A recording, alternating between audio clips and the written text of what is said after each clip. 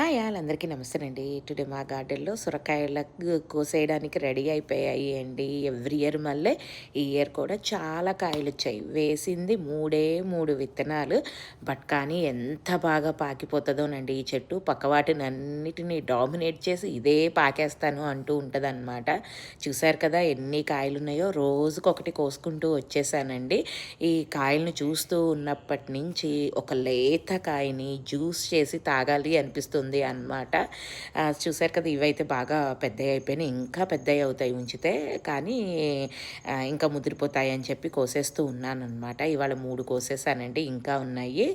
అసలు లేత కాయతో జ్యూస్ చేసి నేను ఆ వీడియో కూడా మీకు పెడతాను అండి. చూసారు కదా ఎంత బాగా వచ్చేసాయో. అస్సలు ఏది రాకపోయినా నాకు మాత్రం ఈ సొరకాయలు మాత్రం చాలా బాగా వస్తాయి.